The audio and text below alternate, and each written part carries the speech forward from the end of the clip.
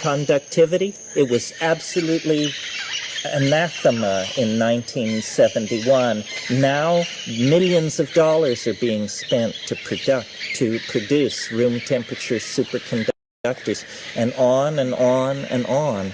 It was a very unusual experience. I mean, basically into about 20 days was packed enough weirdness that the rest of our lives have been spent living in the shadow of this thing. And one of the things, for instance, one of the things that it said was, it said, you will be given a technique.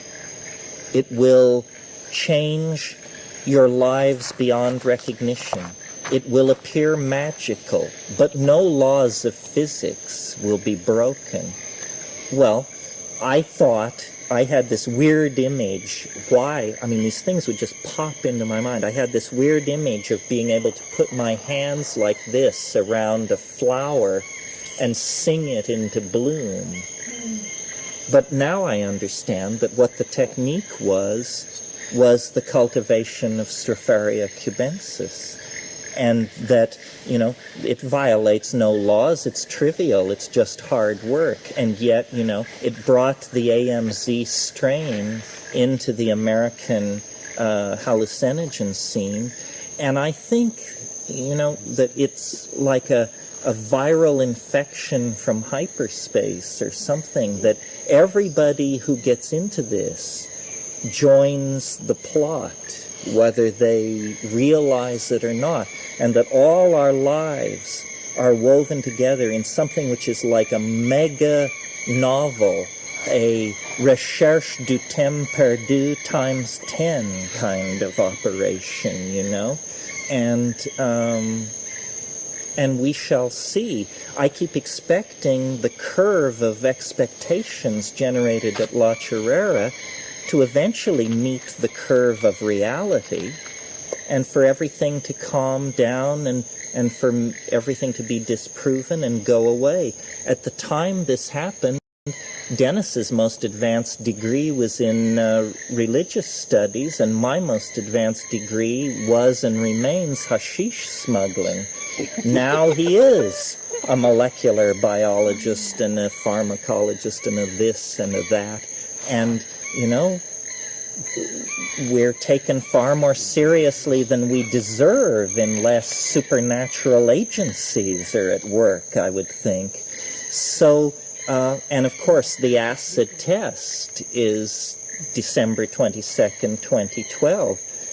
If nothing whatsoever happens, well, I've promised many an audience, having turned 65 a month before, I'll just simply retire and try to bow out as gracefully as possible. And just remember, there was a Korean church that had been busted recently because their devotees sold all their real estate and all that and gave up. They were waiting for the final day. Oh, well, you know, not only do I know all about that, but my theory can explain why it happened.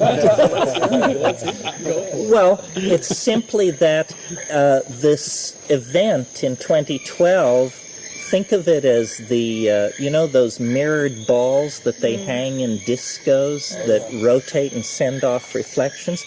The transcendental event at the end of history sends distorted reflections of itself ricocheting backward through time. And a Christ, a Buddha, an event at the end of human history is actually below the event horizon of the future. We can't see that far into the future, but time wave zero is the map, and the argument for its validity is its application to the past, and anyone, skeptic or believer, can look at its application to the past. It predicts the asteroid fall which killed the dinosaurs. It predicts the fall of the Berlin Wall. It predicts well, I would argue it's never been wrong about the past.